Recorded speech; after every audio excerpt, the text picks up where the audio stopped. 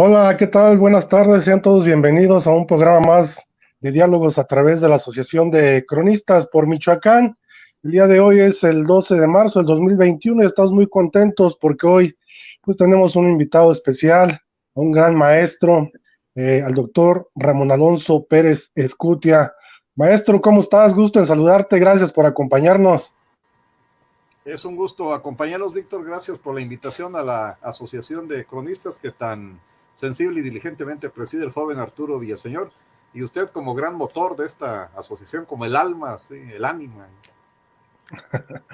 Gracias, maestro, pues siempre es un placer saludarlo. Desde luego saludo también a mis compañeros que cada 8 días nos acompañan, al cronista municipal de Huetamo, Ángel Ramírez Ortuño. Don Ángel, ¿cómo estás? Buenas tardes. Muy buenas tardes, pues en sintonía con el nivel del río Balsas, los saludo desde acá, desde pues, la muy calurosa ya ciudad de Huetamo, Michoacán y toda la cuenca media del Balsas. Estamos disfrutando deliciosos 42 grados a la sombra, que es para nosotros todo es común en ese sentido, y un placer muy grande saludar al doctor Ramón Alonso Pérez Escutia, un personaje que admiro mucho y que por ahí he tenido el privilegio de recibir de sus manos algunos libros que me ha obsequiado. Hoy vamos a pasar una tarde agradable y muy amena con él, y al mismo tiempo también saludo a nuestro presidente de la Asociación de Cronistas por Michoacán, don Arturo Villaseñor Gómez, y por supuesto al doctor Víctor Manuel Pérez Talavera. Y un placer estar con ustedes una vez más en este programa de diálogos a través de la Asociación de Cronistas por Michoacán, que no nada más se puede ver por Facebook, repetimos, también lo pueden disfrutar ustedes a través del canal de YouTube que tiene la Asociación de Cronistas por Michoacán. Después, en casa, en la tarde, en la noche, cualquier día de la semana, usted selecciónelo, búsquelo. Temas por demás interesantes, como el que justamente hoy nos va a presentar el doctor Ramón Alonso Pérez Escutia. Muchas gracias, Ángel. También saludamos a Arturo Villaseñor Gómez, quien es el presidente de la Asociación de Cronistas por Michoacán. ¿Cómo estás, Arturo? Gracias por acompañarnos. Hola, Víctor. Buenas tardes. Maestro, siempre es un gusto acercarme a sus comentarios. Hace ya muchos años tuve la fortuna de que fuera nuestro profesor en la Facultad de Historia y siempre es un placer escucharle. Igualmente, don Ángel, buenas tardes. Estamos atentos. Esta tarde seguramente será, como bien dicen, de mucho aprovechamiento. Adelante, guardo silencio para escuchar ya los comentarios de nuestro maestro. Gracias, doctor. A la orden. Gracias, Arturo. Pues antes de comenzar, maestro, generalmente a los invitados, pues siempre nos gusta, en lugar de nosotros leer alguna semblanza personal, pues nos gusta escucharlos de viva voz, cuántos años tiene ya de investigador, cómo se desarrolló académicamente. Sabemos que por allí profesionalmente ha tenido pues varios cargos y sobre todo, pues en lo personal y de muchos compañeros, pues tenemos un gran recuerdo de usted porque en esos pininos que hacíamos en el tema de investigación de tesis, pues siempre es muy importante arrimarse con alguien así como usted, como el doctor Gerardo Sánchez, que pues saben bastante sobre el tema y siempre el apoyo de ustedes para fortalecer los trabajos de licenciatura, de maestría, de doctorado, pues son muy importantes y la verdad es que siempre han sido pues muy abiertos en ese tema y la comunidad estudiantil, sobre todo en el tema de histórico, pues le recuerda con mucho agrado, maestro, pero ¿cómo inicia, cómo se desarrolla académicamente, maestro? Gracias, jóvenes, por esta invitación y bueno, compartir con ustedes una síntesis de lo que ha sido nuestra trayectoria, ¿no? Ya cuando uno hace el recuento ya empieza uno a verse grandecito, ¿no? Ya casi 40 años en las actividades académicas. Bueno, soy originario de Áporo, aunque las autoridades nunca me han nombrado el cronista para hacerles ahí parte del equipo, pero bueno, yo espero que, como decía que sí se miará, yo creo que ahora sí se va a hacer pipí en la que viene, no quede quien quede, ahora sí vamos en caballo de ¿no? Ya nos incorporaremos como cronistas puebleros también ahí, ¿no? Sí, originario de Áporo, tuve la oportunidad de venir a estudiar a la Facultad de Historia en la generación 79-83 de las pioneras, de las 10 primeras generaciones. También tuve la fortuna pues de contar ya con algunos de nuestros maestros cuando empezaban su trayectoria que los llevaría a consolidarse profesores como José Corona Núñez, tuve la oportunidad de ser alumno y discípulo muy cercano con él nos unió una relación muy entrañable, con el doctor Gerardo Sánchez, que empezaba como docente en la facultad, el maestro Ángel Gutiérrez, y bueno, ya un tanto cuanto contemporáneo, sí, con algunos pocos años de diferencia con toda esta playa de historiadores ya muy consolidados, el doctor José Alfredo Uribe, que es nuestro nivel 3 del Sistema Nacional de Investigadores, la doctora Teresa Cortés Zavala, que actualmente es mi jefa jerárquica inmediata como directora de la facultad, el doctor José Napoleón Guzmán Ávila, el maestro Gabriel Silva Mandujano, y haber coincidido también con algunos de los pioneros del Colegio de Michoacán, como nuestro bien recordado amigo Heriberto Moreno García, el matrimonio Lameiras, don Álvaro Ochoa, que forma parte de esta asociación de cronistas, doña Verónica Oiquión, y bueno, ya nos tocó con el transcurso del tiempo pues formar parte de la planta docente. Yo me incorporo como profesor de la facultad formalmente en 1985, digo formalmente porque ya en mi tiempo de estudiante le hacía algunas suplencias al doctor Jaime Hernández Díaz, que es otro de nuestros profesores de aquella época, aunque él pues su trayectoria académica ha sido más alternada, más versátil entre el mundo político en ocasiones y otras la actividad académica. Y a partir de 1985 me corresponde participar como profesor por horas de la facultad hasta 1991, cuando tengo la oportunidad de ascender a profesor de carrera, obviamente de las categorías más bajas. Se me da la oportunidad por parte de las autoridades de ir a hacer los estudios de maestría. En este caso, opté por la maestría en ciencia política. En aquel tiempo, pues, la idea era versatilizar el dominio de nuestras diferentes disciplinas, y tuve la oportunidad de hacer la maestría en la Facultad de Ciencias Políticas y Sociales de la UNAM, teniendo como inicial asesor de tesis al doctor Luis Javier Garrido. Por circunstancias de la vida, pues no pudimos concluir esta asesoría de tesis, y la terminé con la doctora María Teresa Gómez Montt, una prominente activista después del Partido Acción Nacional, hermana del que fuera secretario de Gobernación. Que subió al volcán. Y más adelante, pues, tuve ya la oportunidad de hacer el programa que de manera conjunta imparten el instituto y la facultad. Fui miembro de la primera generación y el primer titulado de doctorado por nuestra Universidad Michoacana. Y bueno, en ese marco pues hemos mantenido la actividad de la docencia y la investigación histórica.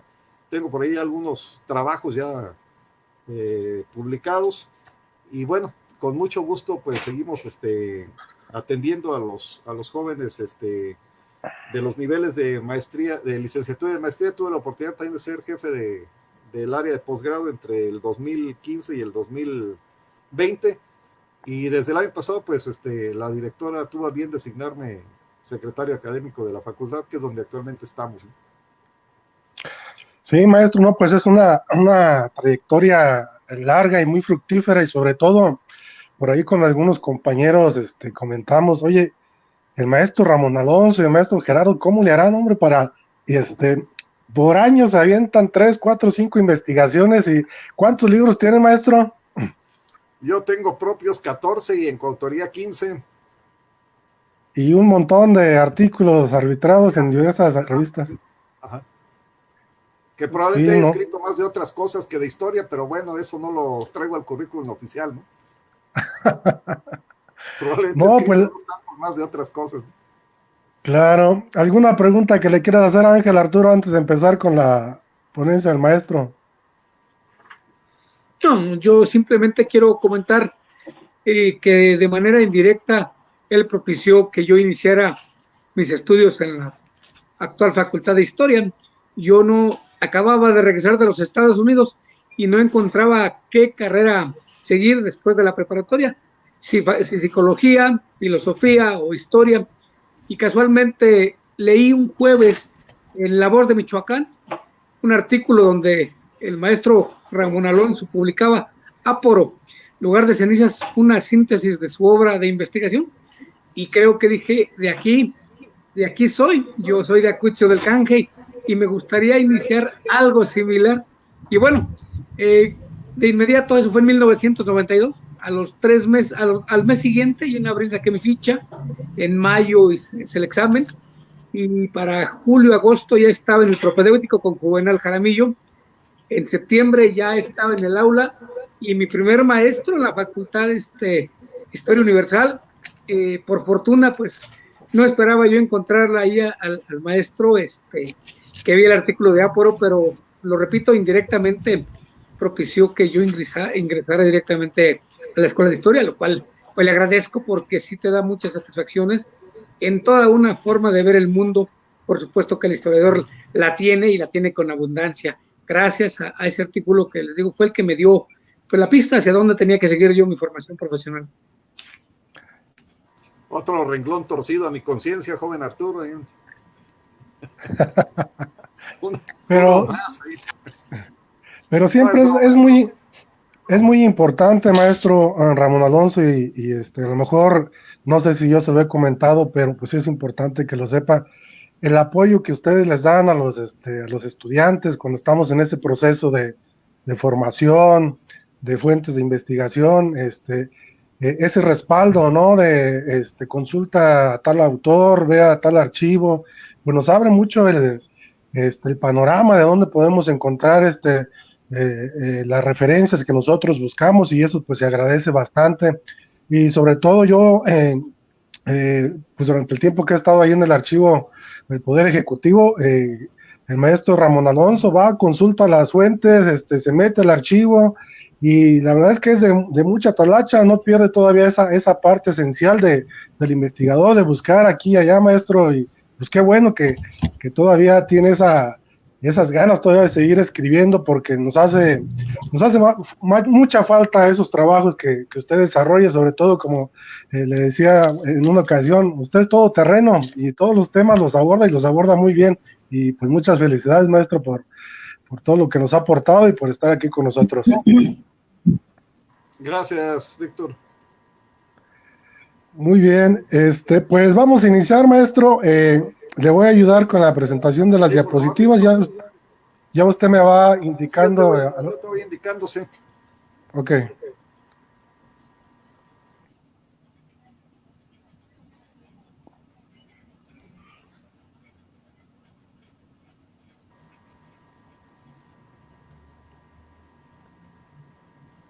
Bueno, el motivo que nos congrega, además de saludar a los jóvenes cronistas por Michoacán, es abordar un poquito este tema que está cobrando presencia en el marco de las conmemoraciones que estamos desarrollando ya en los inicios de esta década.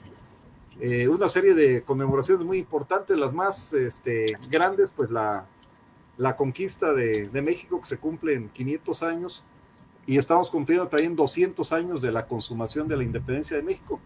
Y de ellos se desagregan pues también una serie de conmemoraciones que son propias de nuestros ámbitos regionales o locales. En este caso, estamos también conmemorando los 500 años de la irrupción española en Michoacán.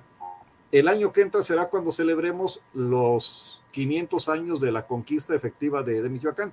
Aquí de lo que se trata es ver estos primeros acercamientos que tuvieron los conquistadores españoles con el señorío Tarasco o Purépecha, si la quieres ir avanzando ahí, Víctor.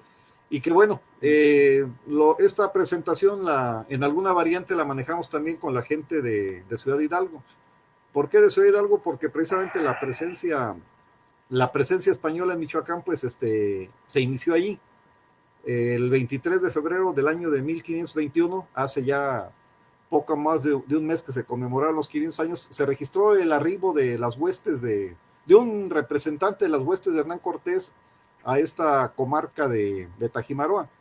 Y bueno, ubicar en el plano geográfico lo que es la comarca de Tajimaroa, pueden ver ustedes esta panorámica del actual emplazamiento llamado Ciudad Hidalgo, en un paisaje de montañas caracterizado por la presencia de las diferentes cordilleras de lo que se conoce como el eje volcánico transversal, que atraviesa pues buena parte de la geografía nacional en rutas caóticas y anárquicas, pero que caracterizan nuestro paisaje, y que fue cuna donde se desarrollaron pues muchas de las sociedades de los tiempos prehispánicos. En esta antigua Tajimaroa, pues que también forma parte de imaginario de la manera en la que se concretó la conquista de Michoacán por parte de los españoles, y que en diferentes momentos le ha dado lugar a una caracterización a veces denostativa, ¿no? Como lugar de traición o lugar de traidores, sin que me dé una valoración pues, de lo que han sido las circunstancias propias del desarrollo de esta comarca, ¿no? Si la puedes avanzar ahí, Víctor.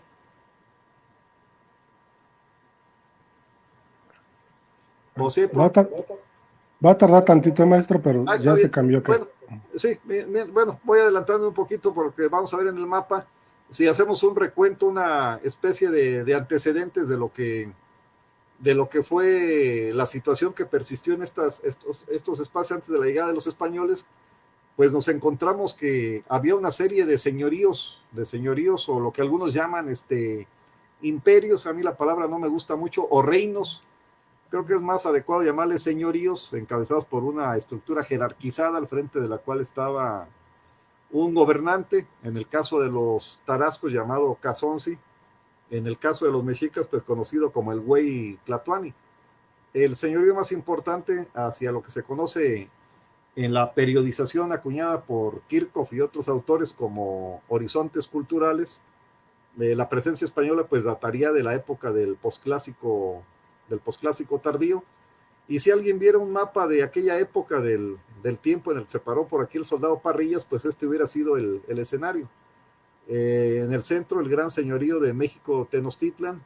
En la zona de la costa, los señoríos de presencia totonaca, los tlaxcaltecas en el camino entre la costa y el Valle de México. Y hacia el occidente, lo que fue el gran señorío tarasco o purépecha, rodeado de una serie de espacios periféricos que todavía se encuentran en proceso de interpretación. Pueblos de origen teco, cascanes, cuitlatecos, etcétera, guamares, que todavía no se ha dilucidado plenamente con los trabajos de arqueología y las fuentes del siglo XVI, pues la exacta extensión que tuvieron.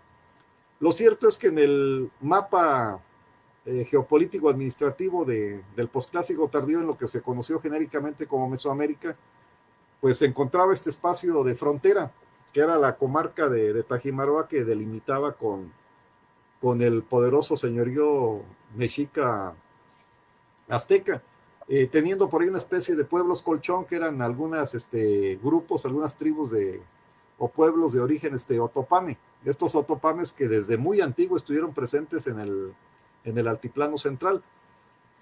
Podemos ver en la siguiente imagen, Víctor, se ve ahí lo que fue el espacio núcleo a partir del cual pues se registró la distribución de los purépechas o tarascos, a partir de lo que fuentes como la relación de Michoacán refieren un núcleo formativo. El relato de la relación de Michoacán habla de la llegada a la zona lacustre de Zacapu, Pátzcuaro, de un grupo de pueblos migrantes de origen chichimeca, como se les conoce genéricamente, liderados por aquel mítico personaje Ireti Ticátame, que va a encontrarse con pueblos de una cultura similar, incluso en la lengua, y a los cuales los recién llegados pues consideraron como parientes, o que tenían alguna afinidad cultural, incluso hasta de consanguinidad. Y a partir de la presencia de estos grupos en la zona de Zacapu, Pátzcuaro, pudo empezar un proceso de expansión que se calcula se habría prolongado durante alrededor de 2 siglos, desde la llegada de Ireti Ticátame hasta la consolidación en tiempos de Tariacuri, su hijo y sobrinos, y el momento cumbre cuando alcanza su mayor esplendor la sociedad militarista tarasca o azteca en tiempos de Sisispandácuare, de Suangua y del último Calzonzi Tanganzuan II. Podemos ver en la línea punteada, pues es el espacio máximo que en su momento va a alcanzar el señorío, producto de este proceso expansivo que se lleva a lo largo se calcula unos 200 años, y que englobó pues buena parte del espacio de Michoacán y de lo que ahora son entidades limítrofes, incluyendo en este espacio pues la mayor parte de los cuerpos de agua que se encuentran en el centro occidente de México, los grandes lagos de Chapala, de Cuitzeo, el lago todavía de Zacapu, Pátzcuaro y la zona de Sirahuén. Y más allá, pues la zona de Tierra Caliente, hasta encontrar una franja divisoria ahí con pueblos de origen nahuatlato y y otros en la zona de la alta montaña hasta la zona de la costa, ¿no? Si lo puedes avanzar. Bueno, ahí está un códice que representa el momento de mayor confrontación que tuvieron los tarascos o purépechas con los mexicas. Estas sociedades entraron en un proceso de mutua expansión hacia los 4 puntos cardinales y llegó el momento en que ambos chocaron en esta zona de la región oriente, esta parte que va desde el sur del Bajío, desde la zona de Acámbaro hasta la zona del río Balsas. La arqueología ha documentado pues, la existencia de toda una serie de fortificaciones de uso militar que ponen de manifiesto pues, este largo diferendo bélico que abarcó por lo menos desde el último tercio del siglo XV y hasta el momento mismo de la llegada de los españoles. Por eso este ambiente de recelo y de desconfianza con el que se encuentran los tarascos y aztecas al momento de la irrupción española. La que sigue ahí, Víctor, por favor. La estructura territorial administrativa de los purépechas o tarascos pues comprendía el resguardo de sus zonas de frontera. Precisamente para nuestro interés, una de las zonas de frontera pues estaba en la ciudad fortaleza de Tajimaroa, un poblamiento una localidad que probablemente date incluso desde mediados de la época teotihuacana, o si me apuran, es probable que venga hasta del preclásico superior, por su emplazamiento en una zona de confluencia de los valles michoacanos con los valles de Toluca y México, y que al momento de la conquista tarasca pues se va a consolidar como una población de frontera y se va a caracterizar precisamente por la gran muralla que se erigió en torno a la ciudad. Varias de las fuentes del periodo colonial pues refieren esta fortificación probablemente única en su tipo. No sé yo de que se haya documentado la existencia de poblaciones fortificadas en su totalidad de manera exprofesa con carácter defensivo. Y ahí podemos ver en el mapa desde las zonas núcleo. Este mapa pues lo elaboró nuestro amigo y conocido Ricardo Carvajal Medina, con el que hemos estado participando de algunas actividades de manera conjunta, ahora que es la conmemoración de estos 500 años de la llegada de los españoles al espacio de lo que ahora es el estado de Michoacán. Y él elaboró que nos va dimensionando ahí los momentos del proceso de expansión tarasca desde la época de Tariacuri hasta el tiempo de la llegada de los españoles. Y ahí está esta simbología básica. Tajimaroa habría figurado como cabecera de uno de los 4 puntos cardinales, en este caso el punto cardinal del oriente. Y en función de ello, pues va a tener toda una estructura de funcionarios, de burócratas, que se encargan tanto de la administración militar, de la recaudación de tributos y del manejo religioso. Avánzalo ahí. Bueno, una cronología básica. La presencia española en lo que es ahora México, pues data de 1517-18 con las expediciones de exploración que llevaron a cabo personajes como Francisco Hernández de Córdoba y Juan de Grijalva. Estos personajes que lo narran algunas crónicas que se desplazaban en grandes casas flotantes, como eran las noticias que le llegaban a Moctezuma. Por lo tanto, pues desde este tiempo temprano ya se difundieron las noticias de que gente extraña pues estaba merodeando, estaba excursionando pues las zonas costeras de lo que ahora es el Golfo de México. Y es el tiempo también 1517-18 en el que se registra una de las últimas grandes confrontaciones bélicas entre las huestes de Moctezuma Xocoyotzin con los purépechas en la fortaleza amurallada de Tajimaroa Tecanendan. El concepto de Tecanendan lo acuñó el maestro José Corona Núñez para redondear esta percepción de la ciudad amurallada. En pocas fuentes se maneja este concepto de complementario de Tecanendan. La presencia española pues se incrementa a las expediciones de Hernández de Córdoba y de Grijalva, pues sucedió la ya muy conocida de Hernán Cortés, que pasa sobre la autoridad del gobernador de Cuba, Diego de Velázquez Calamero. Ahora se arrepintió de darle el mando. Cortés se las toma de su propia iniciativa y inicia el viaje hacia México siguiendo las rutas marítimas trazadas por estos personajes. El tiempo por el que se va a registrar la presencia española pues coincide con una serie de fenómenos naturales que se hicieron manifiestos y que han sido recurrentes en el tiempo en la historia de México, o al menos el centro del país. Los terremotos que se suscitaron en 1520 y que corresponderían a la gran falla geológica de Acambay-Oxohuacán, esta falla que va desde más o menos la altura de lo que es Acambay y Atlacomulco en el valle de Toluca hasta la zona del lago de Chapala. y que es una falla muy activa que cuando se zarandea se mueve hasta por semanas o meses. La última gran actividad de esta falla pues fue en 1978-79, ¿no? A muchos estudiantes preparatorianos nos tocó sufrirla en la preparatoria en Marabatío y se mantuvo activa al menos durante 3 meses. A eso le atribuiríamos estos temblores que fueron un presagio de la llegada de los españoles y que se hizo muy manifiesta en los santuarios de Sinapecuaro y Ucareo, porque uno de los puntos de gran actividad pues es precisamente la zona volcánica de los azufres. Y otro fenómeno fue, algunas fuentes dicen que eran 2 cometas los que irrumpieron en los cielos para unirse más a un presagio que evidenciaba la próxima llegada de los europeos. Y si por esto fuera poco, en 1520 también llegan los brotes de la devastadora epidemia de viruela, que se atribuye la traía uno de los tripulantes de los buques de la armada de Hernán Cortés, y que al entrar en contacto con la población nativa, pues generaron un efecto devastador.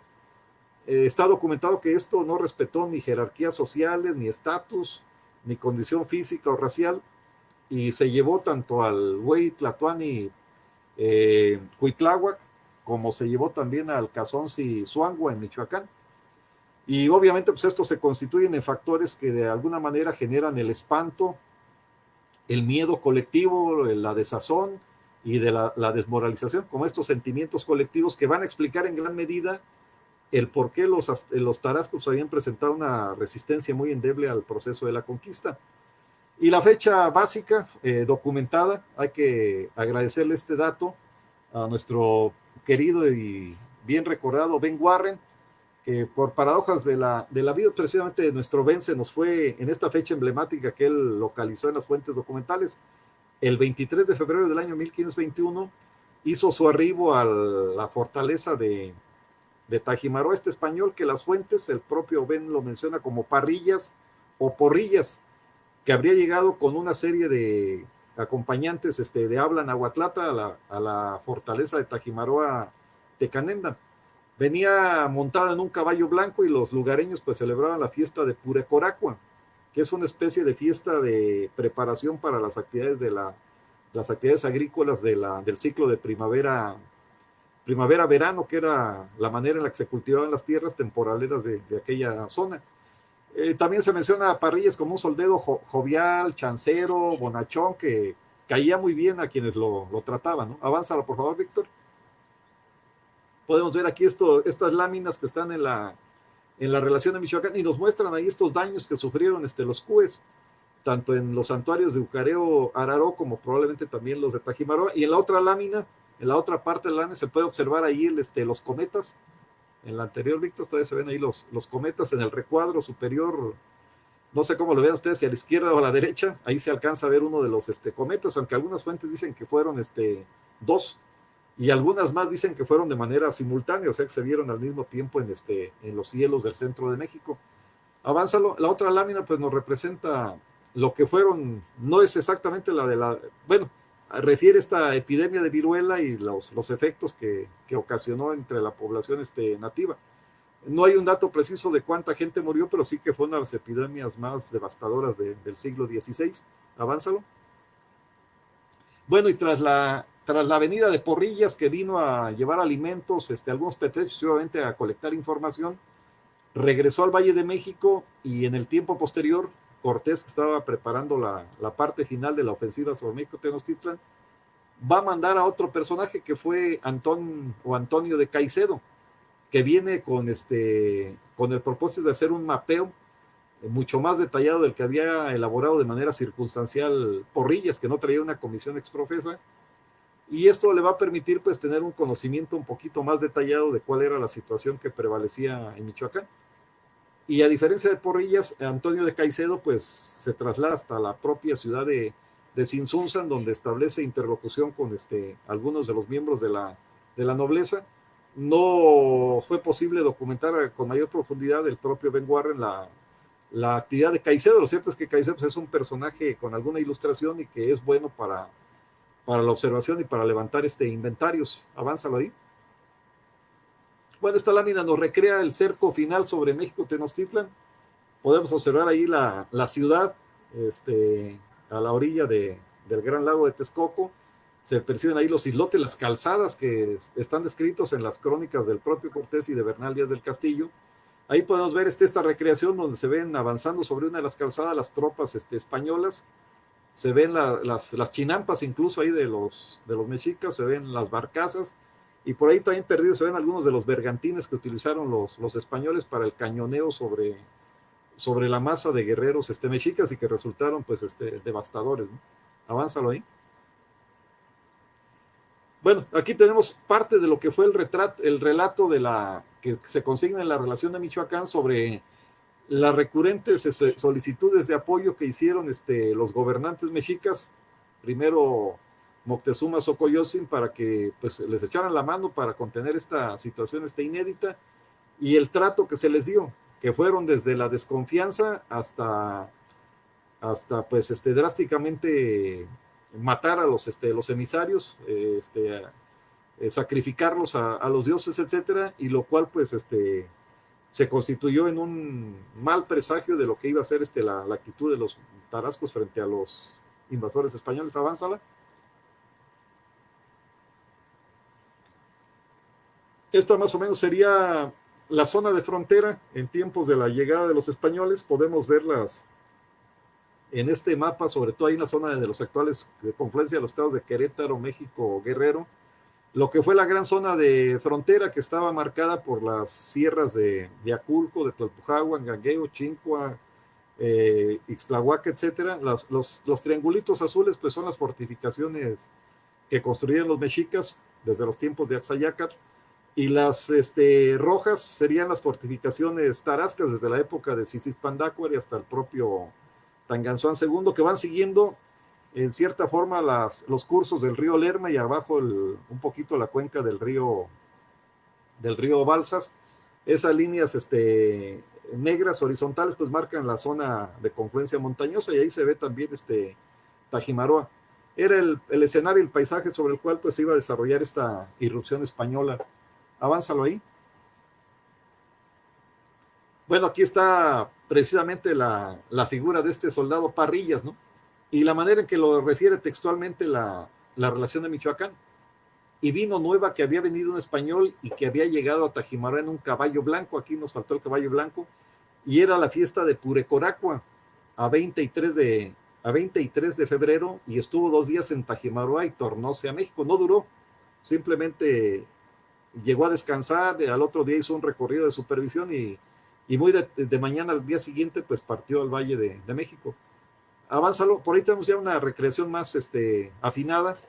Vladimir Gómez Gutiérrez, a petición de Ricardo Carvajal, pues elaboró esta pintura que más o menos trata de recrear lo que pudo haber sido la escena de la llegada de Porrillas. Ahí sí se le ve montado en su caballo blanco, está dialogando ahí con 2 personajes, probablemente sean sus guías, los exploradores, y al fondo se ve la fortificación de Tajimaroa. Hay una especie de terraplén de punto de acceso. Se ha presumido, no hay elementos por la topografía de la actual ciudad de Hidalgo, que pudo haber estado en la parte de Piedras Coloradas hacia Piedras Negras, La Mangana. Al fondo se ve una representación de montaña y se ve en perspectiva lo que pudo haber sido la gran empalizada. Avánzalo ahí. Bueno, después de Parrillas vino, como ya lo mencionaba, Caicedo, y más adelante Cortés organiza un grupo de exploración todavía más capacitado, que es encabezado por Francisco de Montaño. Este personaje que refieren las fuentes, entre ellos Cortés y Bernal del Castillo, como un español fornido, de gran complexión, así como un tacleador del fútbol americano y muy intrépido.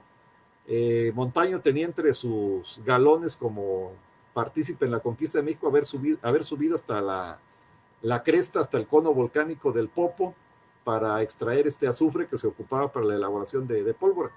Con 3 acompañantes, Montaño pues hizo esta proeza, ¿no?, de llegar hasta este lugar a extraer, y eso pues consolidó la confianza que le tuvo Cortés para mandarlo a hacer este recorrido de exploración.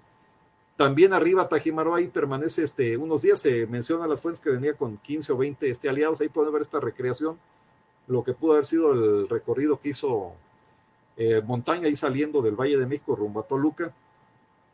y la presencia que tuvo en esta temprana presencia en Michoacán. Avánzalo.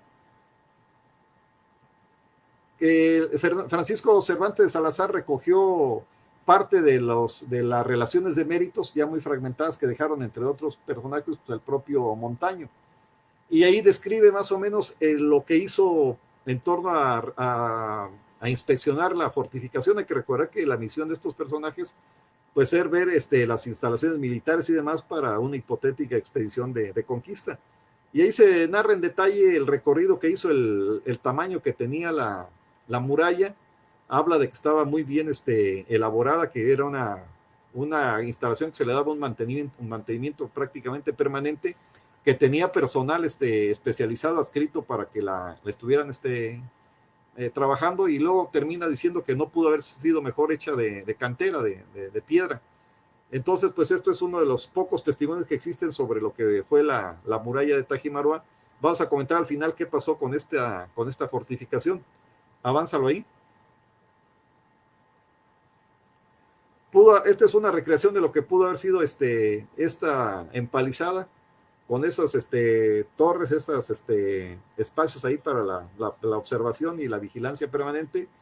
Podemos ver incluso en el campo circundante un sembradío ahí de estacas, de erizadas y demás, pues para dificultar el acceso, la aproximación a la muralla. Puede ser una imagen aproximada de lo que debió ser esta fortificación. Avánzalo. Ya muy conocido, en agosto del 21 se concreta la conquista de México. Esta es una de las varias recreaciones iconográficas que existen sobre el momento de la rendición de Cuauhtémoc ante los soldados españoles. Ahí lo vemos acompañado de varios de los principales, algunas de sus esposas, de los nobles que integraban su corte, y los soldados españoles en sus bergantines que capturan a Cuauhtémoc. Era el 13 de agosto de 1521, día de San Hipólito, que es la conmemoración que hacen los españoles a lo largo del periodo colonial con el paseo del Pendón. Y esto, avánzalo ahí, le abre el camino a Cortés para pues organizar una expedición ya más en forma que venga a Michoacán.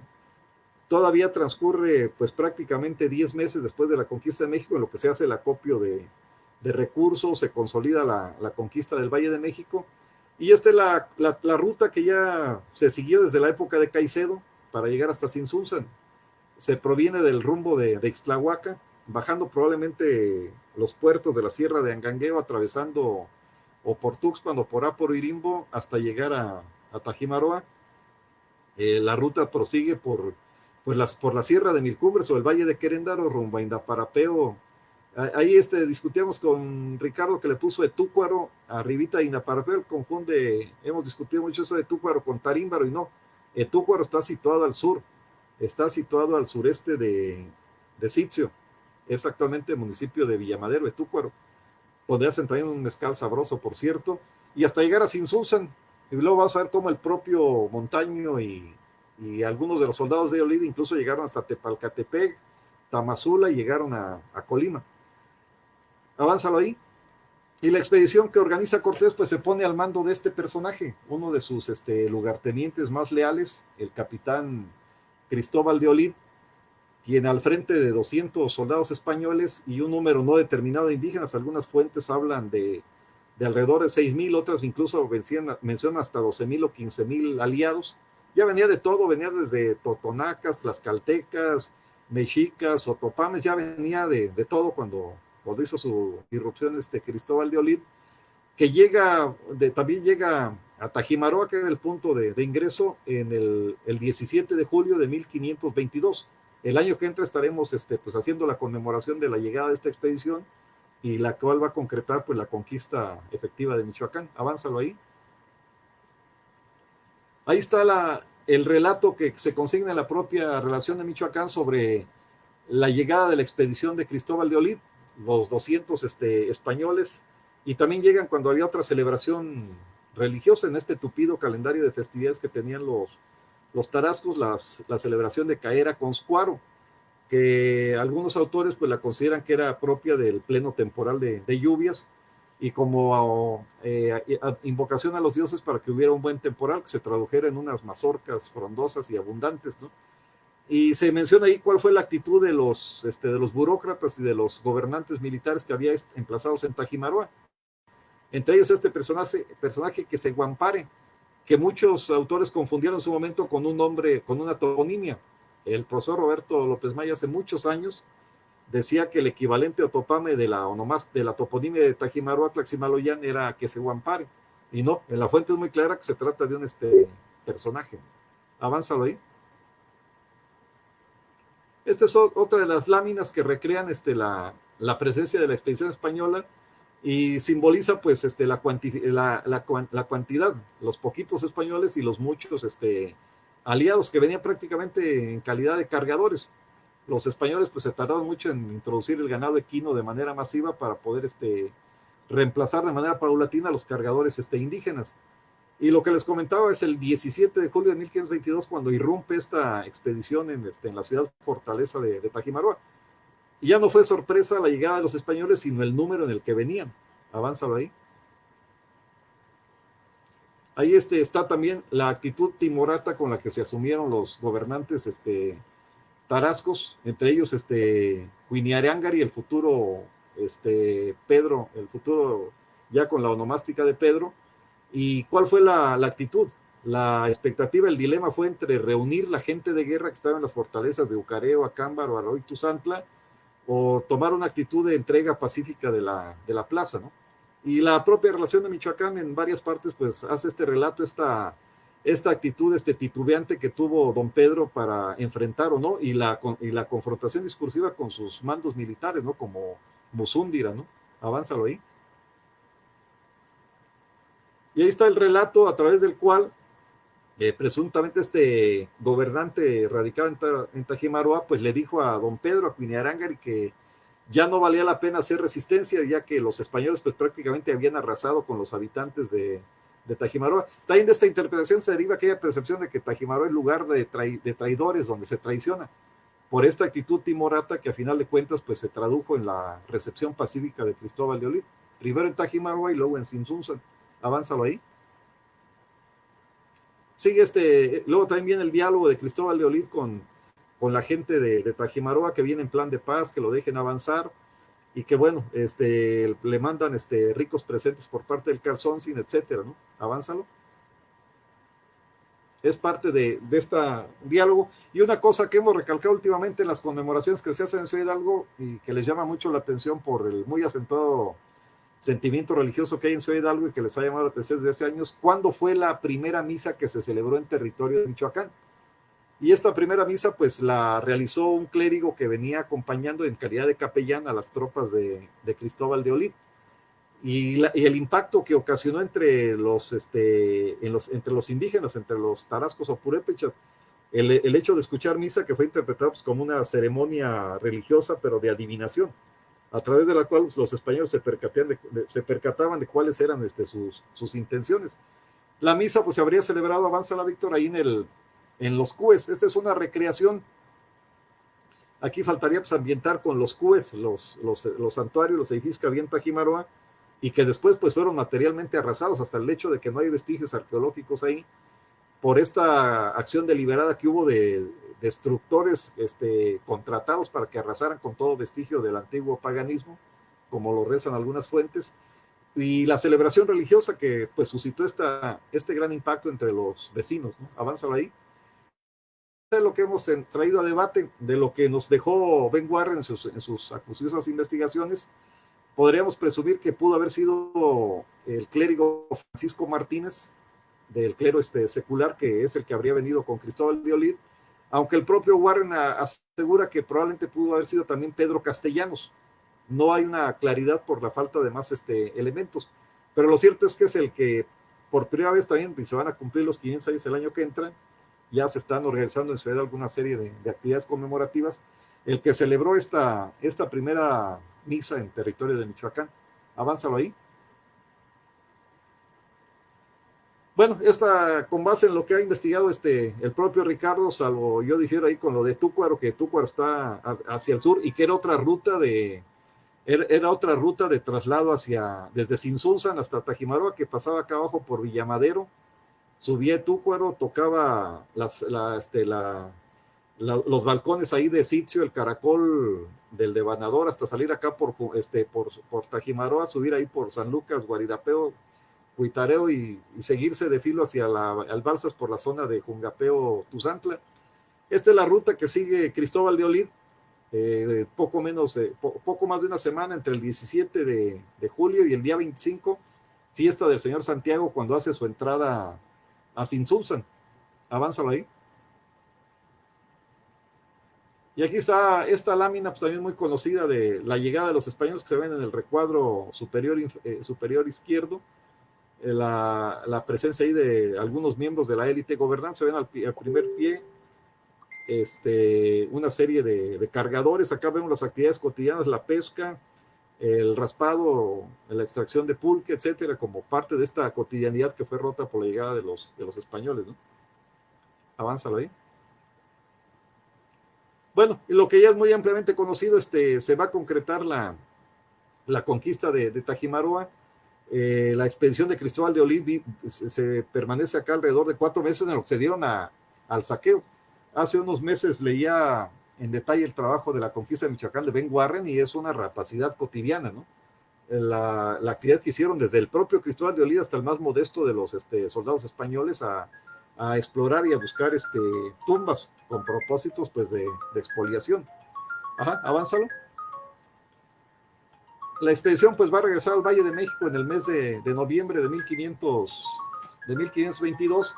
Esta lámina, de las que se publicaron en la obra de Beaumont, pues recrea este momento del encuentro de Cristóbal de Olid con el Calzoncio, y que muchos han especulado que pudo haberse dado en el Valle de Guayangareo, y de lo que también se derivaría aquella percepción, que yo no la descarto del todo, que por eso le pusieron Valle de Olid, por el lugar en el que fue el encuentro y en memoria de este personaje.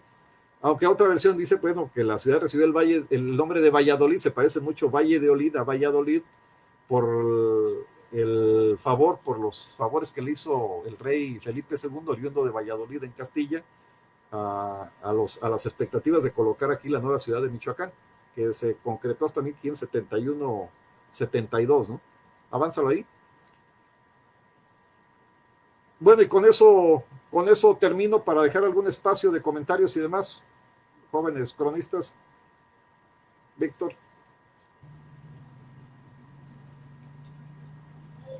Muy bien, maestro. Pues muy interesante la temática que nos acaba de presentar, y sobre todo el material iconográfico que nos muestra las rutas y la forma en que uno puede ir, pues de alguna manera también pues dándose una idea geográficamente sobre el territorio michoacano durante ese periodo. Ángel Ramírez Ortuño, un excelente trabajo el que nos acaba de presentar el maestro Ramón Alonso Pérez Escutia. Doctor, este trabajo que nos expone es parte de alguna publicación futuro, algún libro, algún artículo que esté en ciernes. Mira, estábamos preparando desde hace ya varios años la reedición del libro de Tajimaroa, entonces quisimos profundizar un poquito, y ahora recientemente me pidieron algunos hijos representativos del municipio de Sitio tratar de hacer algún trabajo por ahí. Hemos venido lento, pero ahí va caminando, y ya a la hora de la revisión, pues, revisando lo que han hecho personas como Carlos Paredes, que trabajó un poquito a los otopames en la zona de Charo, pues han salido a reducir algunos de estos elementos, ¿no? Incluso ahora he planteado yo la analogía que, así como mencionan el characu, que es la contracción de la palabra charo, yo he presumido que Sitio es la contracción de Tzispandácuare, porque hay muchos elementos ahí de toponimia que están ahí presentes, ¿no? Hay un lugar que se llama Irecha, que es el nombre del gobernante, ¿no? Incluso hay un lugar que se llama El Palacio. Entonces, así hay algunos elementos de contexto que nos permiten presumir, pues, que fue una zona de ocupación muy importante, y esta ruta que ha sido poco tratada. Incluso aquí algún momento platicaré con Ángel, este gran corredor que iba hacia la zona cuitlateca y que más o menos seguía lo que es la actual ruta del Temazcal entre Morelia y Huetamo, pasando por Tiquicheo. Y hay varios puntos ahí intermedios todavía de la vieja toponimia, ¿no? Porque sí está la discusión de aquellas famosas donaciones de dónde a dónde le dieron a los otopames, porque se mencionan los tiripetíos, pero hay dos tiripetíos, el tiripetío y el tiripitío a secas, ¿no? Entonces, si hacemos la medición, los dos nos llevan prácticamente a la misma conclusión, y algunos elementos que me ha tocado ahora conocer con un poquito más de profundidad, ¿no? Claro. Ángel Ramírez Ortuño. Definitivamente, pues, por demás interesante, 500 años, pues son 5 siglos de historia muy interesantes y al mismo tiempo aprovechando también la oportunidad de agradecerle, doctor Ramón Alonso, le enviaron saludos desde un principio el doctor Gerardo Sánchez Díaz, el cronista de Sinapecuaro Raúl Omar Tapia, saludos muy especiales para usted. Juan José A. Guillermo Navarrete, saludos para usted. Claudia Esmeralda García, saludos al doctor ponente. Eniami Huacusecha lo manda a saludar desde el estado de Sinaloa.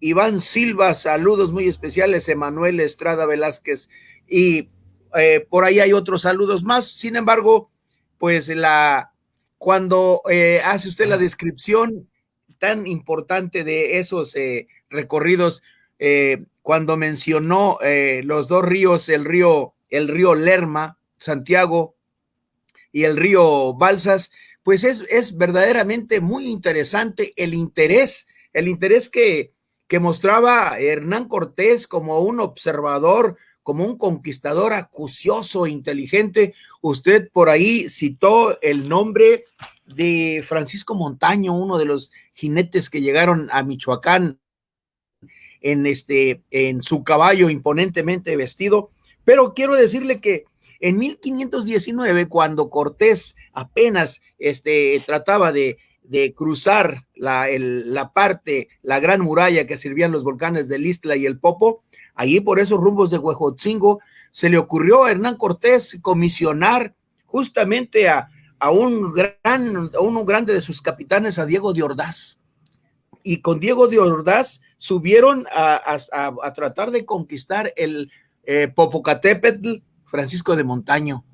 Curiosamente, pues Diego de Ordaz es un hombre que trasciende muy importantemente en la historia de la conquista, y para su desgracia, para 1532 muere allá por el Orinoco, allá por Venezuela, Colombia, de alguna forma muy desgraciada, pero yo desconocía la presencia de Francisco de Montaño acá en la parte de Michoacán. Y al mismo tiempo le digo esto de la observación del volcán del Popocatépetl, porque Cortés también astutamente intuyó que de ahí venían grandes escurrideros, y de una manera muy inteligente envió adelantados españoles, no sé cómo se llamaban, a seguir los cursos de ese río, que a lo largo de un transitar de cerca de 800 kilómetros se convierte en un gigantesco torrente de agua, que es el río Balsas, que pasa por nuestro Valle de la Tierra Caliente. Y la astucia de estos personajes que envió Cortés, ya por ahí usted nos está hablando de Cristóbal de Olid, de Francisco de Montaño y de Porrillas, pero nosotros tenemos por acá también informaciones de adelantados españoles como de Francisco de Carvajal, entre otros, que van siguiendo el curso del río Balsas, porque ya había indicios de que habían delatado algún señor del Imperio Azteca, había declarado que allá en el final de ese gran río había grandes minas de oro, de cobre, de plata, cosa que finalmente descubrieron, pero más astutamente, doctor Ramón Alonso Pérez Escutia, utilizaron esa ruta para convertir los primeros especies de fábricas de barcos, bergantines, y de ahí lograr, desde Zacatula,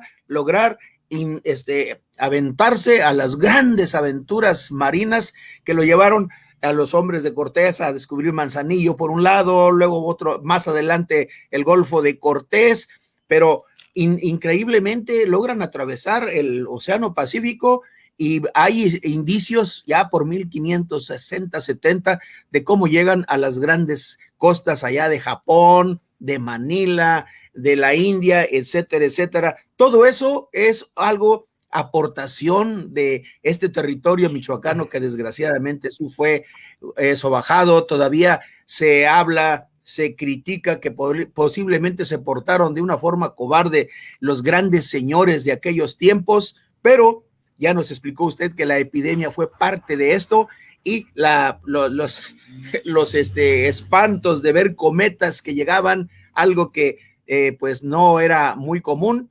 permitieron que ni siquiera metiéramos las manos y ahí nos juzgará la historia. Qué bueno que recordó al doctor Benedict Warren, un personaje que nos deja mucha historia en este sentido, y también compartir con nuestros amigos cronistas y con ustedes, pues la gran desgracia que se acaba de vivir en Michoacán con el incendio de una gran joya arquitectónica, histórica, una capilla muy valiosa de un lugar, creo que se llama Nurio. Pues la verdad, mis felicitaciones, doctor Ramón Pérez Escutia, no podía ser de otra cosa, nos ha ilustrado y nos seguirá ilustrando, y yo estoy muy satisfecho de la charla que nos ha dado esta tarde.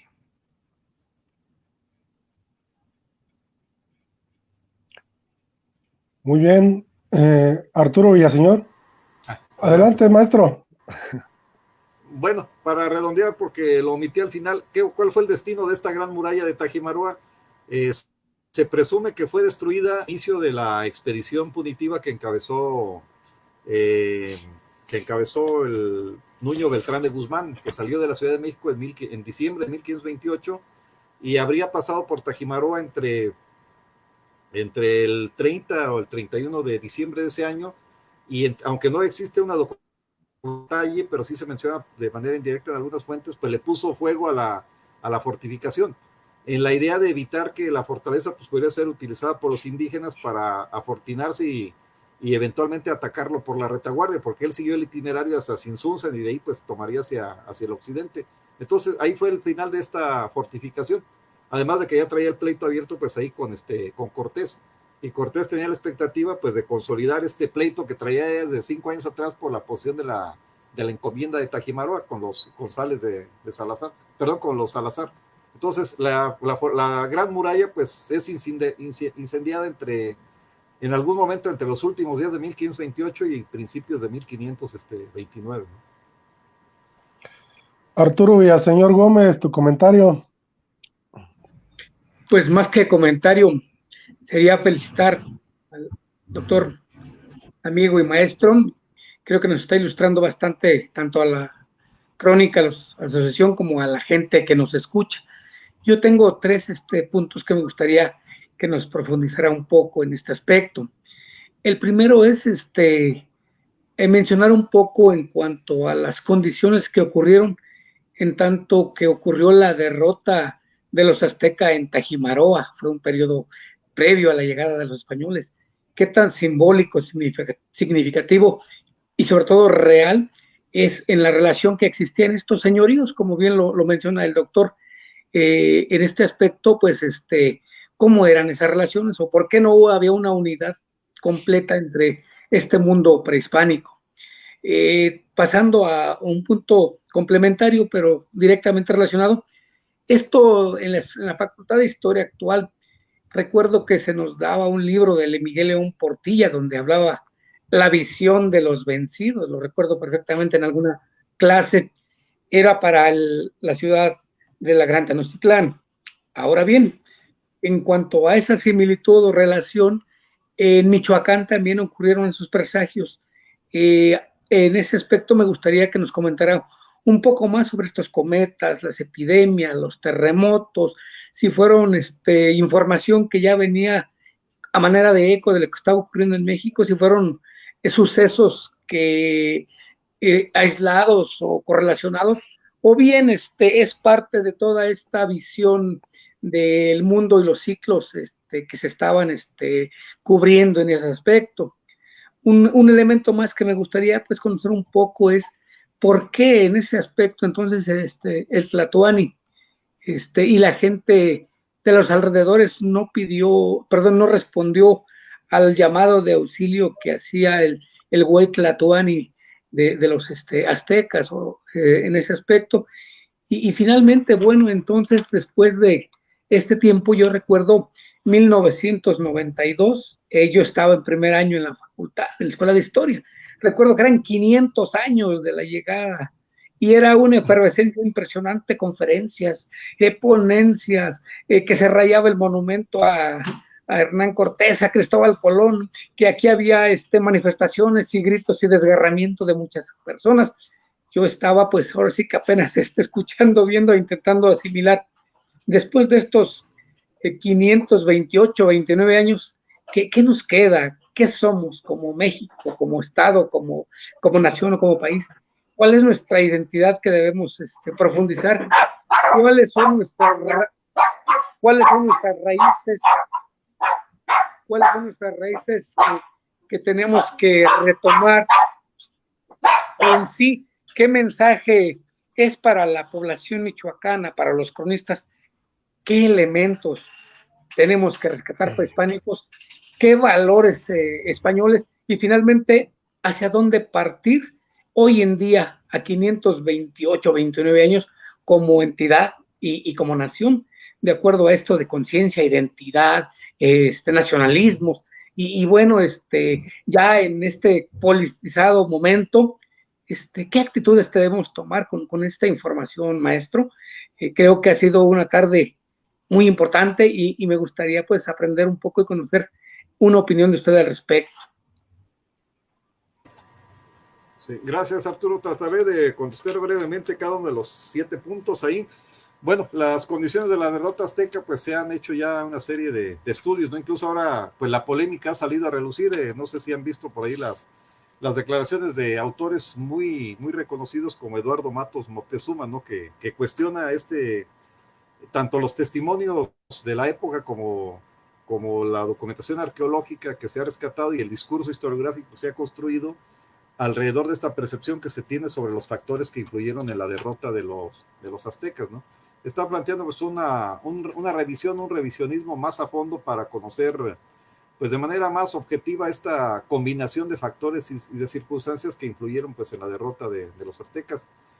¿Por qué la derrota de los tarascos? Bueno, también la concurrencia de estos elementos que están muy marcados en la relación de Michoacán. Los autores o el autor de la relación de Michoacán los tuvo muy presentes a la hora de elaborar el texto como elementos condicionantes. De ahí yo entiendo el énfasis que se le dio a esta situación de actividad telúrica, sísmica, de los presagios de los cometas, la mujer que atestiguó la reunión de los dioses allá en Nucareo y otras cosas a las que no me referí, pero que se convirtieron pues en factores condicionantes no solo de la actividad, de la actitud individual de los gobernantes como responsables de la conducción y de la salvaguarda del Estado, sino también pues el pánico colectivo que generó el desánimo generalizado, y lo podemos percibir pues en los diálogos sobre la entrega de la plaza de Tajimaroa que se consignan en la propia relación. Por otra parte, en el orden que lo planteaste, la relación entre los mexicas y tarascos era muy tirante y oscilaba entre momentos de tranquilidad, de diálogo diplomático, de armonía en ciertos momentos y estos exabruptos militares por la hegemonía. Unos y otros, a final de cuentas, en el fondo mantenían su expectativa de alcanzar la hegemonía en la mesa central, en el altiplano. Por motivos de orgullo social, por la codicia de controlar y disponer de las riquezas que se traducían en los tributos, etcétera, ¿no? Y bueno, a la vuelta de 500 años que le deja, 528 años que le deja la sociedad michoacana, bueno, efectivamente, mencionabas ahí los eventos conmemorativos del quinto centenario de 1992 y un dato de estas actitudes de extremistas, de intolerancia, de resentimiento social. En 1922 ocurrió la destrucción del primer monumento que se había edificado en memoria del virrey Antonio de Mendoza. La estatua que ahora vemos ahí en la confluencia de la calle del Trabajo y la avenida Morelos Norte, pues es la segunda, porque la primera pues fue derribada. Era un tiempo de convulsión político-social en los tiempos de la caída del gobernador Eduardo Villaseñor, y pues algunos grupos radicalizados identificados con algún partido político pues derribaron este monumento. Ahí están las fotos, está la crónica periodística que hicieron La Voz, El Sol y otros periódicos de la época, y que refleja pues esta actitud de intolerancia. A la vuelta del tiempo pues no ha cambiado mucho, ¿no? Y lo veíamos en torno a esa polémica que se suscitó en los últimos meses del año pasado sobre la viabilidad de mantener el monumento a los constructores de la ciudad, en el que se cuestiona pues los elementos componentes, ¿no? Que si dos de las imágenes de bulto ahí que están representando la explotación de los indígenas por el hecho de que van cargando o están cincelando bloques de cantera, y que el fraile y el personaje del látigo pues es el explotador, desde el encomendero hasta el maestro alarife, pues son posturas, me parece un tanto cuanto radicales, ¿no? Y que no proyectan pues un mensaje de reflexión y de interpretación objetiva a la sociedad. De por sí pues somos muy pocos dados a nutrirnos de información para hacer reflexión sobre los grandes momentos históricos. Nos han quedado muchos clichés que hemos ido acuñando y socializando en nuestro paso por la escuela, en las sociabilidades que hemos hecho fuera de los ámbitos escolares, y regularmente nos hemos quedado con esos fetiches, con esos tabús, ¿no? Con esos lugares comunes, pero no hemos hecho una reflexión ya más madura, ¿no? Porque esto lo percibe desde la gente que no tuvo una formación escolar acabada, hasta incluso círculos universitarios. Yo conozco como colegas en otras disciplinas y tienen una percepción muy simplista de la historia, ¿no? Grandes doctores en químico-biológicas, en las ingenierías, incluso en derecho y en otras, y tienen una percepción muy simplista, ¿no? Que probablemente se equipare a la que pueda tener con el debido respeto un albañil o un jornalero agrícola, ¿no?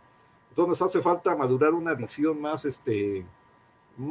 sensible, más ecuánime, despojada de apasionamientos, incluso de nuestras cargas de visceralidad individuales, y que muchas veces se refleja. Yo me toca verlo aquí en el Face cuando hay alguna conmemoración. Luego salen los mensajes desde los denostativos hasta los que cuestionan las figuras históricas, ¿no? Hoy se conmemora, por ejemplo, el natalicio de Gustavo Díaz, y en la mañana me tocó ver ahí dos reportajes, que uno de ellos ponderando la figura de Gustavo Díaz Ordaz, al margen del problema coyuntural del 68, pues se hace una ponderación de su trayectoria personal y de su obra de gobierno. Y efectivamente pues, es uno de los momentos en los que la sociedad mexicana tuvo uno de los momentos de mayor crecimiento económico y de una gran labor constructiva de infraestructura, ¿no? Por ejemplo, los grandes complejos habitacionales de Tlatelolco, justamente, y por paradoja, donde ocurrió la matanza, y ponderan pues la imagen de Gustavo Díaz Ordaz como el último presidente que impulsó el crecimiento efectivo del país, ¿no? Entonces estamos en un momento así en el que nos ha faltado como sociedad madurar entre una ponderación objetiva y lo que es pues nuestras visceralidades, ¿no? Muy bien, maestro. Ángel, tenemos más saludos para el maestro Ramón Alonso. Claro que sí, tenemos saludos de el cronista amigo nuestro de allá de Angamacutiro, Marco Lemos, de Gabriel Chávez, del Club Tepeyac, que lo mandan a saludar, doctor, de Gabriel Chávez, de Miguel Estrada García, y entre otras cosas le manda a decir el cronista don Raúl Omar Tapia, que si Áporo no le da su nombramiento, Sinapecuaro lo recibe con los brazos abiertos. Caray, hombre, no es... Y también una consulta que le hacen desde Apatzingán, le pregunta a Miguel Estrada Silva que si se puede considerar a Fray Diego de Muñoz como el primer cronista de la Tierra Caliente de Apatzingán, y esa es una interrogante, y yo también lo consulto, doctor Ramón Pérez Escutia, ya sabe también mi acuciosidad y mi deseo por andar recorriendo el Balsas por aquí, por allá. Resulta muy curioso, doctor, que hay un pueblito muy importante pegado a Cirándaro que se llama Characuaro. Characuaro, hay una loma del encanto que se hablan cosas, leyendas muy importantes, que por ahí pudo haber estar enterrado el Rey Niño, pero curiosamente del otro lado del río hay una comunidad que se llama Pandacuareo, y del otro lado del río, pegado a Characuaro, está un pueblo que se llama Sicuirán, ranchitos pequeños, y un poco más abajo un promontorio, una yacata enorme que todavía no alcanza a descubrirse del todo, que se llama Mexiquito. ¿Qué podrá ser esto? ¿Qué misterio estaremos hablando? Se nos hace extraño que para acá, para esta región, pues muy pocos investigadores se asoman. El INA no tiene para el pasaje, apenas si por ahí tienen para ir sobreviviendo, pero cuántas y cuántas yacatas, cuántos promontorios, cuántos entierros hay por acá que están siendo vilmente saqueados por vividores, por gente profesional de estas cosas, y justo sería que ya pusiéramos un alto, doctor. Le dejo ese comentario para que usted nos diga algo. Sí, de lo de Muñoz desconozco con toda la honestidad del mundo que hubiera haber, si es Fray Diego Muñoz que hubiera escrito algo sobre esa porción del territorio de Michoacán. Y lo que comentas, efectivamente, sí, rastreando con mucho detalle la toponimia, pues efectivamente hay muchos lugares. Ya había escuchado de Charácuaro, que tiene podría ser la misma raíz que el characu, que es el que le atribuyen a la contracción del topónimo de Charo. Y yo planteaba el de que Sitio debe ser la abreviatura, en esa lógica de interpretación toponímica, Sitio debe ser la abreviatura de Sitzispandácuaro, por el paso la relación que puede haber tenido. Y los elementos que hay por ahí de que hay un espacio que se llama el Irecha, que es una de las denominaciones del personaje, y hay un lugar que se llama el Palacio, que está muy cerca está prácticamente en la zona urbana de Sitio, el Palacio. Y así lo ha conocido la gente a lo largo de mucho tiempo, ¿no? Y por ahí hay otros 2 o 3 topónimos que nos dan elementos para pensar pues cierta presencia de miembros de la realeza, de la nobleza tarasca en esa área, ¿no? Y que quedaron rememorados ahí en la toponimia, ¿no? Maestro, yo definitivamente, tengo doctor, y también, sí, le decía, hace rato hablaba de las fronteras que separaban en el siglo XVI, pues a los límites de los pueblos tarascos con los aztecas, y pues justamente nosotros aquí tenemos clasificado y ubicado a un lugar que se llama Ostuma, el otro lugar que se llama Cutzamala, y un lugar más que se llama Purungueo, justamente por ese trazo que nos mostró en ese plano, en ese dibujo que hace por ahí. Definitivamente, pues, hay muchísimo material que investigar, y es cosa que pues nos asomemos más para esta región tan olvidada, pero con esa belleza natural de ese río que definitivamente alguna vez el doctor Alejo Maldonado Gallardo me puso a trabajar mucho, porque le oí decir la frase que pudo haber sido el río Balsas, la autopista de la cultura mesoamericana, que ya será otro tema a tratar, doctor Ramón. En efecto, Ángel, en efecto. Maestro, hace unos días me puse a revisar un libro de Manuel Rivera y Cambas, y allí él refería en un texto de 1885 lo que usted menciona o mencionó hace un instante sobre el tema del por qué se le puso a Valladolid, si fue por la ciudad de España o si fue realmente por Cristóbal de Olid, por el valle y de Olid. Entonces allí él mismo también refería, y me llamó mucho la atención este tema, porque desde 1885 y no sé desde cuándo todavía está esa polémica, ¿no? De si se le puso por la ciudad española a Morelia, precisamente ya es que estamos a unos días de celebrar el 479 aniversario de la fundación de Valladolid, o si fue realmente por Cristóbal de Olid. ¿Cuáles son las referencias que usted tiene sobre el respecto, maestro? Bueno, hay algunas fuentes secundarias. Me parece que el propio Francisco de Salazar menciona algo ahí, ¿no? De este lugar. Y es muy ilustrativa también la lámina que presenta Beaumont, ¿no? En este espacio muy plano, porque la interpretación de la lámina, pues no te encuentras un paisaje como el característico de la zona del lago, que es más recortado. La zona del entorno, ahí en torno a Sinzún, San Pascua, pues es un paisaje muy recortado. Y la imagen da la idea de que es un espacio muy amplio como el que era característico de aquí. Un espacio pues llano y todavía despoblado, ¿no? Y algunas fuentes, el propio Ben habla de la posibilidad de que haya venido alguna embajada desde Sinsunzan al encuentro de Cristóbal. Son algunos de los elementos que hay por ahí, más algunos son los autores también. Don Ángel, lo veo con ganas de participar. Bueno, pues el interés por esas oportunidades de poder platicar con personalidades como el doctor Ramón Alonso Pérez, que admiro mucho, y nos acaba de decir que tiene 14 libros publicados y otros tantos que están en coautoría. Pues eso habla de su sapiencia, de su trabajo y de su historial en este asunto. Pues simple y sencillamente las dudas que tenemos nosotros acá en la región de la Tierra Caliente del Balsas, hay un choque de ideas donde algunos viejos historiadores de la región pues afirman que acá hubo un imperio, que acá fue una parte de los 3 imperios que estuvieron ahí en Pátzcuaro, que hubo uno que se llamó Coyucan, y algunos libros por ahí hablan que en Coyuca de Catalán, ahí pegado a Pungarabato, muy cerca de Cirándaro, pues pudo haber sido uno de esos lugares, y hay algunas historias románticas que describen a uno de los reyes en piraguas por el río Balsas aventando flores y yendo a visitar algunos santuarios, pero queda en la duda, doctor, si realmente la tierra caliente del Balsas tuvo algún reinado o es nada más imaginación nuestra. ¿Qué nos podría decir aprovechando la confianza que estamos aquí ahorita?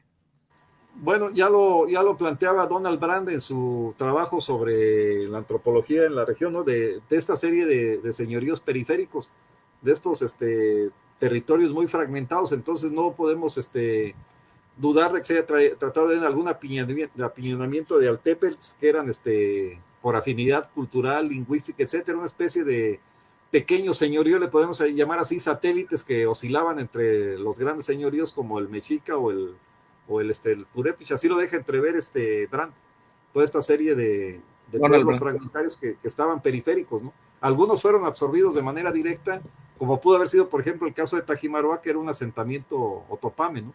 Y la misma relación lo menciona ahí, que era de otomíes.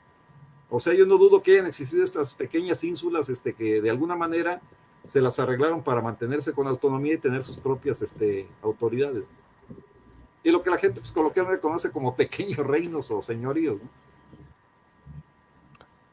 Muy bien, Arturo Villaseñor, pues de una vez hay que hacerle la invitación ya formal al maestro Ramón Alonso Pérez Escutia para que ya nos acompañe en la Asociación de Cronistas. Ya desde hace algunos meses le hicimos la invitación, pero el lo maestro arropamos fue también muy formal. nosotros. Claro. Bueno, creo que todo el mundo está invitándole desde la asociación y pues yo me sumo a ello, maestro. Tenemos gran aprecio por usted, siempre cercano a nosotros, y pues aquí está abierta y lo hacemos oficialmente, incluso parte de nuestra asociación. No creo que necesite el documento, sin embargo se lo vamos a expedir totalmente. Y bueno, retomando esta situación, yo reflexionaba ahorita sobre la polémica, sobre todo esto que se ha considerado con las posturas radicales, el origen de ella. No sé cuál sea su opinión, maestro, pero me parece que uno de los males está, lo voy a comentar abiertamente, yo duré cerca de 20 años en el aula como profesor a nivel preparatoria y licenciatura en algunas instituciones. Me parece que uno de los grandes males está en que habilitan a abogados, ingenieros y a cualquier persona a que imparta la asignatura de historia, nada más cuestionarios, preguntas, lee el libro y a salarse la clase, porque no se le ha dado la importancia académica que requiere la parte de la formación en la enseñanza de la historia, no se ha dado el respeto a la memoria histórica, y creo que es uno de los males que aquejan a la educación en el país, y hablo del nivel primario, secundario, preparatoria, incluso me atrevo hasta a decir a algunos compañeros en la facultad, como que no toman muy profundamente esto de la historia crítica, reflexiva, analítica, hablar de que la historia no juzga, de que no es maniqueísta de buenos y malos, sino que es un proceso académico y formal, y que en cada nivel debe haber ese rigor. Sé que el Instituto de Investigaciones Históricas tiene una maestría y un doctorado en esa área, pero bueno, ¿qué podemos hacer con nuestros aburridos y un poquito ignorantes diputados, presidentes y gobernadores que al parecer les gusta el relumbrón y poco le dan interés a la formación de la memoria histórica y el peso que debe tener eso que se llama la formación académica? No sé, me gustaría escuchar su opinión al respecto. Bueno, hay una luz de esperanza. Un señor candidato a gobernador ha enarbolado precisamente el rescate de la historia y de la cultura. Es uno de los prospectos, de los 3 principales prospectos. Bueno, está rodeado de algún equipo donde participan algunos historiadores, ¿no? Pero sí hace falta pues más sensibilidad tanto del Estado como de la sociedad para pues redimensionar la manera en la que socializamos el discurso histórico, ¿no? Ahora este discurso histórico, pues que también por primera vez en mucho tiempo que yo sepa y recuerde, pues se le ha dado un uso hasta panegirista del gobierno, ¿no? Como pocas veces se ha traído a colación en los logos, en los emblemas de la publicidad gubernamental, pues las figuras históricas, ¿no? Para nadie es un secreto lo que usa el gobierno federal, pero sí evitar este tipo de uso político administrativo, porque luego terminan convirtiéndose en figuras denostadas y odiadas, ¿no? Y se les cuestiona pues su uso, que se hace faccioso, ¿no? Y que van en detrimento incluso de la distorsión de la realidad histórica, y que a veces se usan hasta para avalar incongruencias. A mí me llama la atención que uno de los 5 santos del sexenio pues sea Francisco I. Madero, pero las autoridades legislativas de este país hace algunos años que autorizaron la reelección a los cargos de elección popular. El apóstol de la no reelección es Francisco I. Madero, y ahora la clase política mexicana pues se puede reelegir. Acabamos de atestiguar el deceso de nuestro Aureliano Buendía michoacano, Balta Gaona, que fue 5 veces presidente municipal de Taríndaro, ¿no? Y la continuación de esa aberración era los hijos se andan peleando el cargo como si fuera un patrimonio personal, ¿no? Entonces, ese es el problema del uso faccioso de las figuras. Madero lo habíamos consagrado como el gran apóstol, la papelería oficial así lo consagraba. Sufragio efectivo, no reelección, esta frase tomada de la visión, de la percepción que plasmó Madero sobre su visión de país. Y ahora, pues asistimos exactamente a lo contrario, ¿no? A la aberración, a la discrecionalidad en la reelección de los cargos públicos. Entonces nos hace falta como sociedad y gobierno pues una reflexión más profunda, ¿no? Sobre la manera más precisa y objetiva de enseñar historia, y la manera en la que los ciudadanos pues, la pueden manejar como norma moral y de conducta, ¿no?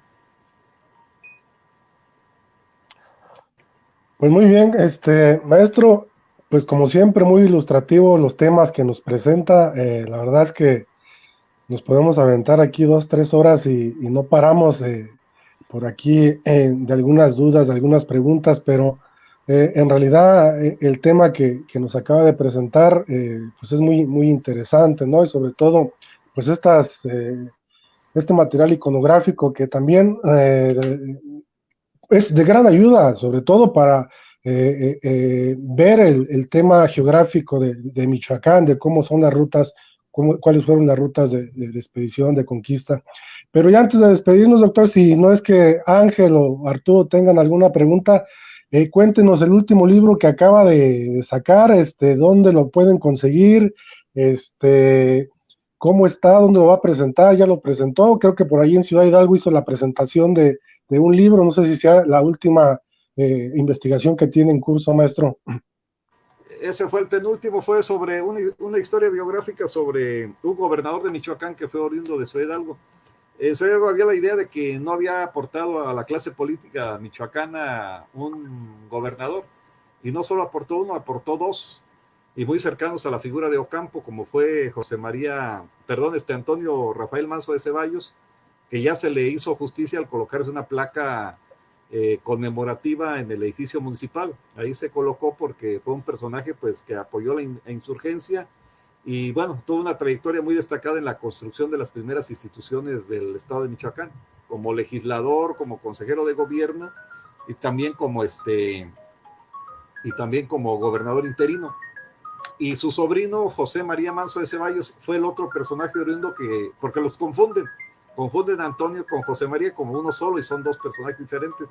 José María Manso de Ceballos pues, es contemporáneo de Ocampo, amigos desde niños, a grado tal que tras morir Ocampo, pues el hijo póstumo de Ocampo se apellida Ocampo Manso, y toma el Manso precisamente de José María Manso de Ceballos, que también fue gobernador interino.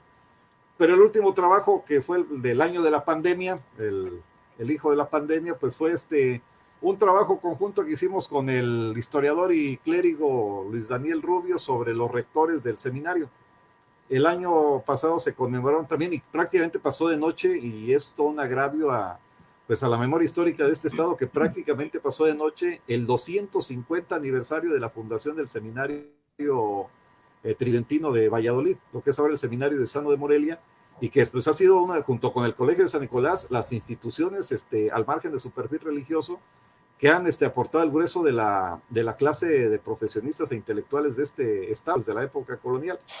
Y pues las conmemoraciones pasaron prácticamente de noche, incluso, pues lo puedo decir ahorita en parte por la indolencia de las propias autoridades religiosas, y nos echamos a cuesta la tarea de tratar de aportar un poquito, y producto de ello, pues hasta ahora van 4 volúmenes que se han publicado sobre el tema. Hubo un primer volumen y que no ha salido también por algún problema, fue son las memorias del padre Alberto Carrillo. La idea del padre Carrillo era alcanzar a saber antes de que muriera, pero no le pudimos dar esa satisfacción. El problema fue habernos confiado en una institución de educación superior privada que hizo el compromiso formal de publicarlas, pero ya no le alcanzó la vida al padre Carrillo y ya no las alcanzó a ver publicadas, que era el número 1 de una colección conmemorativa. El número 2 es el libro de los rectores del seminario, que hace un recuento a detalle. Ya no nos dio tiempo también para alcanzar a sacar toda la información que nos hubiera dado elementos más sólidos en la Casa de Morelos. Se vino el cierre por la pandemia y ya no alcanzamos a sacar más material para hacer más sólidas las biografías de los primeros 8 rectores del seminario. Bueno, a final de cuentas se pudo lograr una edición muy ilustrada que está circulando, se llama Los rectores del Seminario Diocesano de Morelia 1770-2020, y un tercer volumen en el que cooperamos es un compendio de las cartas del epistolario del arzobispo Luis María Martínez y Rodríguez, que es el número 3 de la colección, al cual le hicimos el estudio introductorio. Este personaje pues fue de las figuras icónicas en la vida del seminario, le tocó vivir prácticamente la etapa de la persecución del primer tercio del siglo XX, y se publicó también como el 3 de la colección, y está en proceso, que es lo que va a salir probablemente en julio-agosto, otro libro que es sobre los obispos que han egresado del seminario, o sea, los cuadros que ha aportado esta institución al episcopado mexicano, desde Ángel Mariano Morales, el tocayo aquí de Angelito, que fue el primer egresado del seminario, que no solo fue el rector que reabrió el seminario,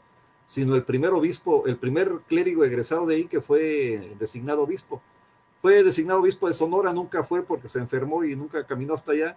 Después lo designaron obispo de Oaxaca, pero se murió a los pocos meses, ya no le tocaba durar mucho, a los muchos meses de haber sido designado. Hasta los últimos obispos que se han designado, son alrededor de 55 obispos los que ha aportado el seminario a la jerarquía católica mexicana, lo cual lo ubica entre los primeros 3 que más han aportado, ¿no? Entre ellos pues, un cardenal, que es el caso, bueno, el caso de Alberto Suárez Inda, ¿no? Que alcanzó el solio cardenalicio. Es el trabajo, es el número 4 de la colección, y vendrá más adelante. Ya se aproximan también estas conmemoraciones de la cristiada y demás, ya vamos al centenario, un trabajo sobre la participación del clero michoacano en la Revolución Mexicana, con fuentes eclesiásticas básicamente. Por ahí algo nos ha presentado ya Verónica Oiquión, y en este libro colectivo que hubo en el 2010 sobre la Revolución en Michoacán. Pero en la idea es cuál es el rol específico que jugaron los clérigos a lo largo de la Revolución Mexicana.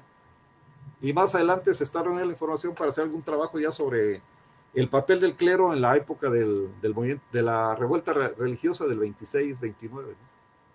Por ahí van los trabajos que tenemos ahí pendientes. ¿no? ¿Y dónde pueden conseguir estos trabajos en estos tiempos de pandemia, doctor? Mira, el libro los tiene, porque prácticamente fue una edición particular, porque contra lo que se esperaba que hubiera un apoyo por lo menos mínimo simbólico, pues nunca se dio absolutamente nada. Entonces, pues el padre Laniel se echó la tarea de costear la publicación, y él los tiene. Víctor, si quieres te paso ahí te paso el teléfono. Él es encargado de una rectoría que está allá por la Plaza de Toros, la rectoría de los Urdiales. Y ahí Muy bien, doctor. Incluso está en la librería San Roberto también, Víctor, ya me acordé. Ahí están en la librería San Roberto, que está ahí en el centro, ahí están los 2 libros, el de los rectores y el de Luis María Martínez, porque el del padre Carrillo no ha salido. Es el número 1, pero no ha salido de la colección. Muy bien, doctor. Don Ángel, ¿algún comentario final ya para terminar la charla con el doctor Álvaro? Doctor Ramón Alonso, es que estoy pensando en el doctor Álvaro Ochoa porque nos va a acompañar la próxima semana. Adelante, ya Ángel. Un litro de mezcal, Víctor, ya debes un litro de mezcal.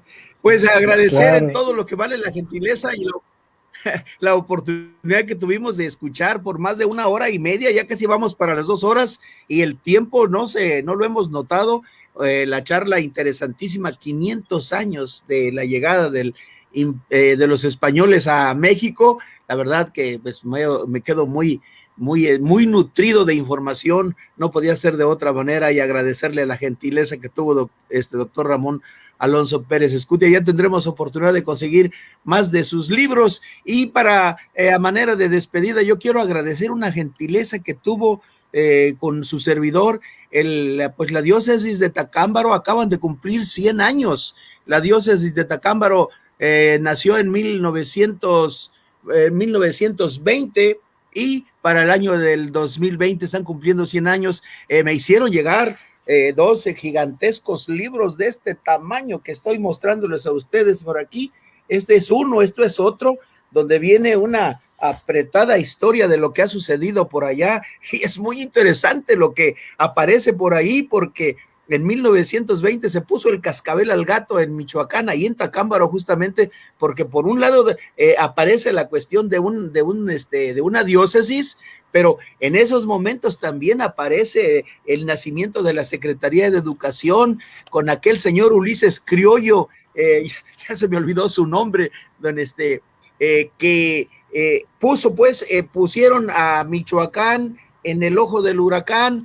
Viene unos movimientos muy importantísimos después que se van a dar ahí justo en Tacámbaro, con la del surgimiento de cooperativas y centros muy importantes de educación, tanto religioso como político, y pues 100 años son 100 años. Muy agradecido con el obispo don Gerardo Díaz Vázquez por este regalo, y para mí es una gentileza de su parte que agradezco públicamente en este programa hoy por acá. Y muchísimas gracias, doctor Ramón Alonso. Se ve que ya sí hay dinero, se ve que hay dinero, porque un 5 no le dieron para estos sobres. Siendo los 250 años, no 100, los 250 años del seminario de Sano, un peso no salió de ahí. Fíjese nada más lo que son las cosas. Ya hicieron esos libros de lujo, yo también los tengo, Ángel, y salió últimamente. ¡Ay, qué bueno, qué bueno! No sé si tengas el segundo, ese es el de la diosa, hay otro que se llama algo así, de cerca de un libro sobre los clérigos. Sí, ¿no? Es el otro, es este otro, que también eso es uno es La huella del Señor, testimonios y estadísticas 1920-2020, y el otro es la evangelización en la Tierra Caliente, Michoacán, 1920-2020.